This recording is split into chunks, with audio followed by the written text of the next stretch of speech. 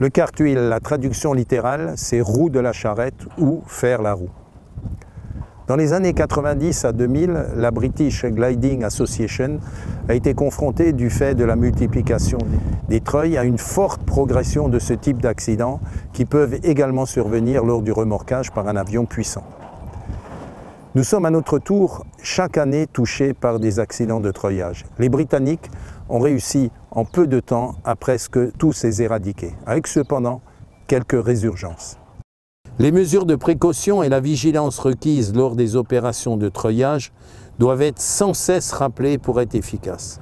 C'est le but de cette vidéo explicative réalisée par notre commission sécurité de la Fédération française de volants planeurs et avec le concours de la Direction de la sécurité de l'aviation civile.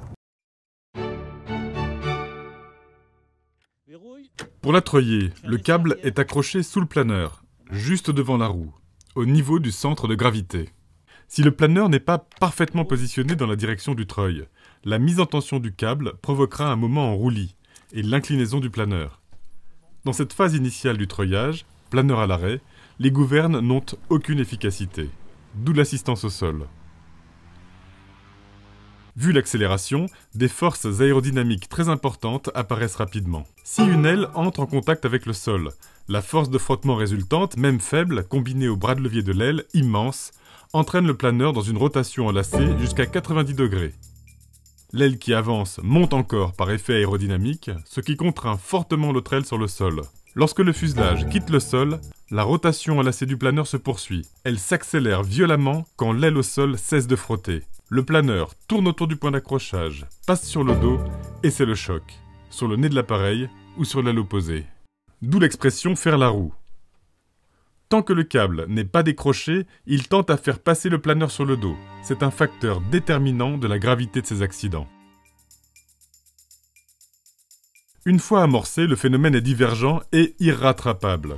Une seule solution, le largage du câble.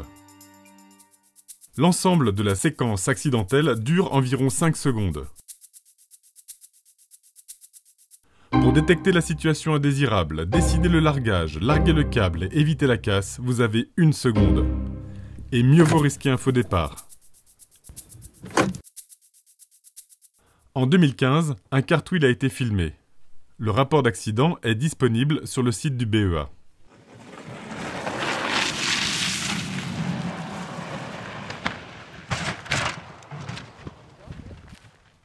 Que nous montre la vidéo? Les herbes sont très hautes. Réglementairement, l'épaisseur de l'herbe d'une bande gazonnée ne doit pas dépasser 15 cm. Pour les treuillers, la recommandation c'est 5 cm maximum. Cette végétation pourrait avoir gêné l'assistance au départ. L'aileron droit semble légèrement baissé. À peine l'assistant a-t-il lâché l'aile gauche qu'elle est déjà très enfoncée dans l'herbe. Le pilote place aussitôt le manche plein à droite, comme en atteste l'aileron braqué vers le haut. Mais c'est sans effet. Par chance, le câble finit par se décrocher, ce qui réduit significativement la gravité potentielle de l'accident en prévenant le passage du planeur sur le dos. Fin de la séquence accidentelle, planeur détruit, pas de blessés. Le vent est plein travers droit, voire peut-être avec une légère composante arrière. On recommande le placement de l'assistance au sol du côté du vent. Le rapport du bureau d'enquête mentionne un léger dévers à gauche sur la position de départ.